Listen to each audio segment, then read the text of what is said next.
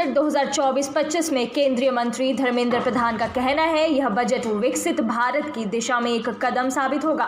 इस बजट की सबसे बड़ी घोषणा जय अनुसंधान योजना है, जिसके लिए 1 रुपए आज के बजट में कॉपर्स फंड के रूप में लाख करोड़ रुपए की घोषणा की गई है। जो भी निजी संस्था ऋण का विकल्प चुनेगी उन्हें 50 वर्षों के लिए ब्याज मुक्त ऋण मिलेगा। इसका सीधा लाभ भारत की नई पीढ़ी को होगा।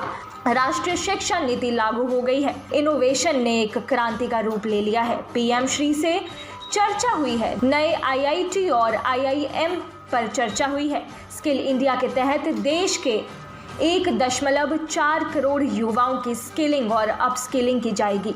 3 नए रेलवे गलियारों की बात की गई है। इसका सीधा मतलब है कि कुशल जनशक्ति को अधिक रोजगार मिलेगा और लोगों की जीवन शैली में सुधार होगा। संक्षेप में यह बजट कल्याण और धन सृजन के बीच अच्छी तरह से संतुलित है। सबका साथ, सबका विकास, सबका विश्वास और सबके लिए प्रयास। आने वाले दिनों में जब हम विकसित भारत की ओर बढ़ रहे हैं, ये बजट उसके लिए एक बहुत बड़ा स्टेपिंग स्टोन है। मेरे दृष्टि से उस बजट की अगर सबसे बड़ी अनाउंसमेंट अगर मैं मानूं, प्रधानमंत्री नरेंद्र मोदी जी ने जय अनुसंधान की बात कही थी। सिर्फ कहे नहीं, उसको क्रियान्वयन करने के लिए आज बजट में 1 लाख करोड़ रुपया की एक कॉर्पस फंड की अनाउंस किया गया।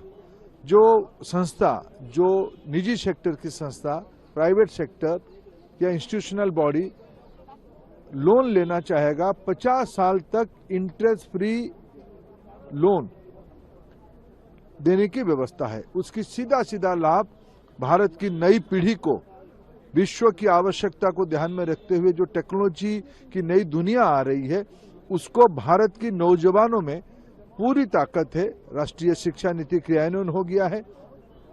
इनोवेशन एक जन आंदोलन के रूप ले रहा है और ये 1 लाख करोड़ रुपया की वित्तीय व्यवस्था एक बहुत बड़ी छलांग लगाने के लिए एक लेवल प्लेइंग फील्ड बना दिया गया है।